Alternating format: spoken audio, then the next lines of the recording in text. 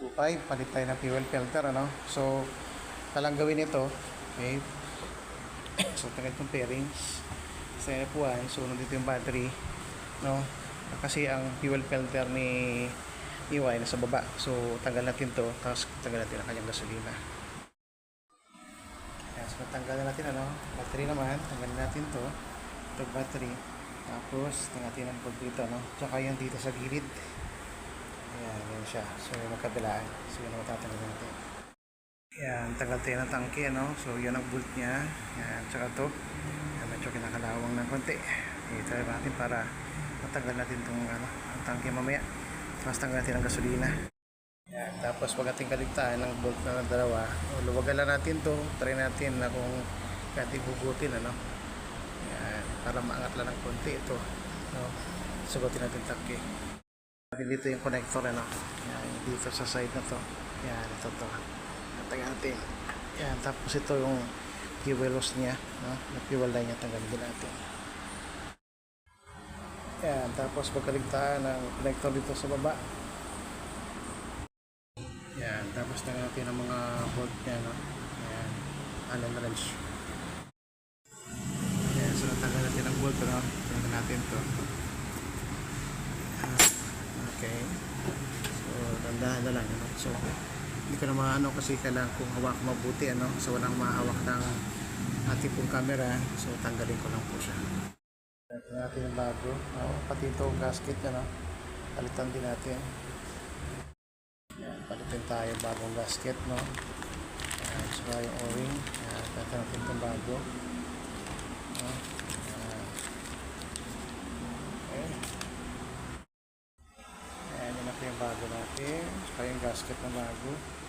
Yung pinagpalitan natin, luma. Palitan pa natin ang bago nating filter, no? Tsaka yung gasket na nandun na rin, so balik na pa natin doon. So pag nagkakabit ka, no, so ikot-ikotin mo lang hanggang sa may pwesto siya na maayos. Yan, yan siya, no? So ayusin na lang natin, yan. Yan, dito lang siya. Okay, tapos lagyan natin ito na spacer. Yan, yan siya. Okay. So check natin kung tatagas. Okay, so good. Okay, wala.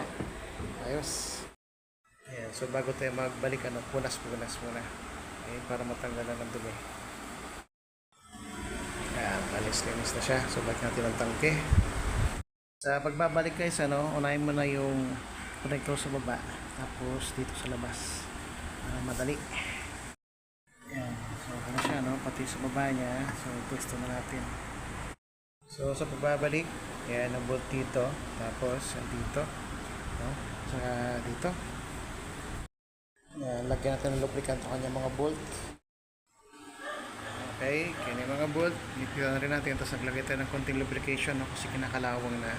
Yan, kanan din po doon sa taas, no. Yan, naglagay tayo ng lubrication, no. Tapos kanasan natin kasi kinakalawang na siya. Yan, tapos balik na natin ang upuan. Ayan, tapos punas-punas din, no?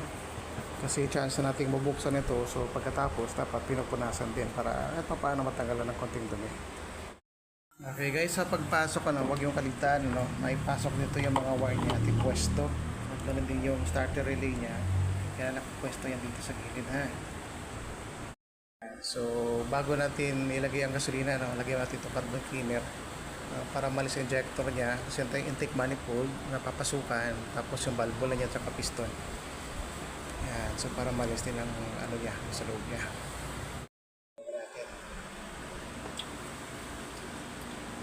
Yan, so dito guys, ano, every 3,000, no, dapat naglalagay nito, no? Tapos pag naglagay nito, kailangan i-full tank ito para bago siya maubos, no, malinis niya na yung loob.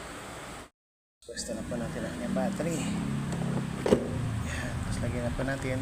So paglalagay guys, ano, positive muna bago negative. Okay? Kasi ang positive po, marami siyang switches na madadaanan, at ang negative kasi is universal ito, no?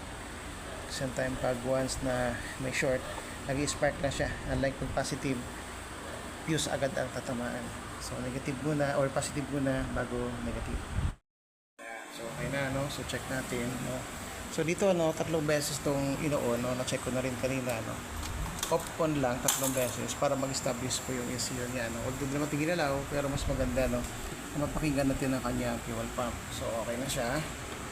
So check natin. Andar na. Yan. Okay na. Yan. Takpan na natin. Yan. Pagkatapos natin ito punas-punasan. No? Okay. Okay, so takpan na natin ito. Okay. Ayan, so okay na, no? Nalagay na natin. Tapos yung kanyang mga nakalagay sa compartment niya. Takpan na natin. Ayan. Ayan, santa rin natin.